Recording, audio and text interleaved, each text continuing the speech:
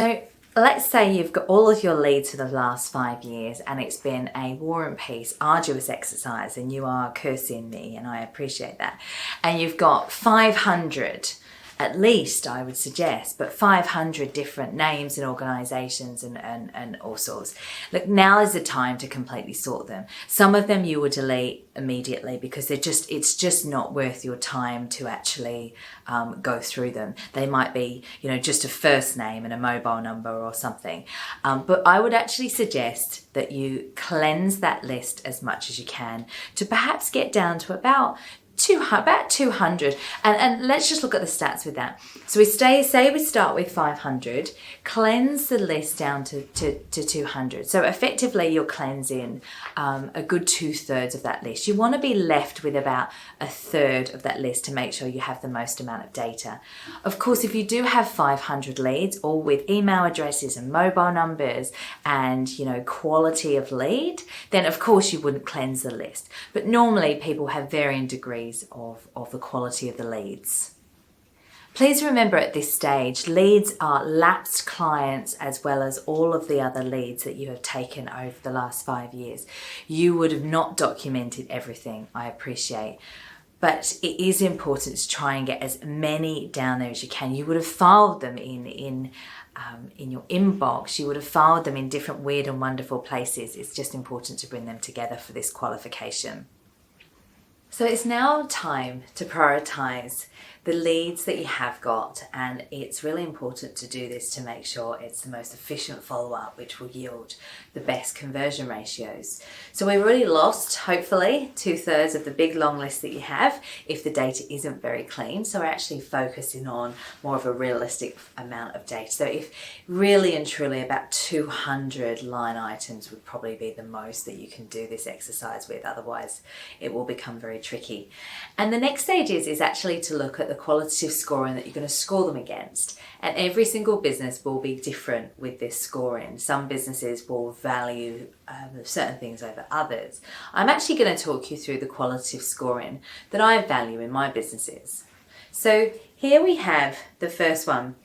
So I value what the quality of the relationship is like. So this will, of course, be scored at a number 2 for those potential clients that have perhaps lapsed, and 0 where there is no relationship whatsoever. The next stage is really looking at whether they previously have been a client, which actually is defined by whether we have sent them an invoice and we have made revenue from them. Again, that's a scoring where it would be 2, 1 or 0. The third is for us as businesses, we really look at the direct referral rate. What we mean by that is that we're looking at if the referral is direct from another client or some kind of contact, and if it is, it's scored higher than if it's indirect. So for instance, if I have received a name off the record, or I've gathered some data about some particular need that a client has, but I have no direct referral in there, that would be scored as a 0 or a 1. And if I had a direct introduction, or I could leverage in someone's name, then that would be scored as a 2. The fourth would be up-to-date contact details. So for us as a business, unless they have an up-to-date contact data in terms of an email and mobile, then the lead is pretty tough to convert. And of course we do keep it in the funnel, but we wouldn't necessarily prioritize it.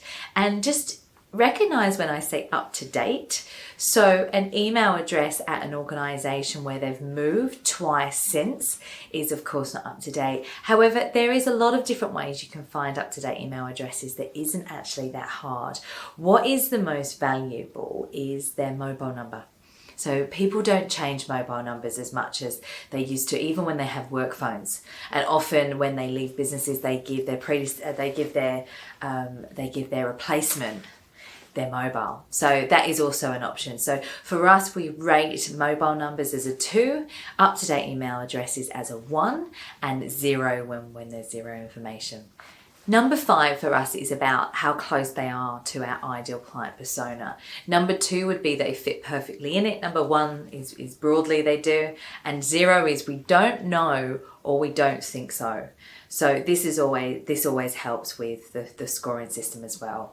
So you can score on lots and lots of different qualitative side, but we keep it to 5 because we really love how simple that is. Because when you are looking at 200 leads, you don't want to be scoring too many things to just make it a bit too difficult. What this does very quickly is that just by sorting that Excel spreadsheet, you can actually see which client needs to be prioritized and who are in your top 25% just from the scoring system.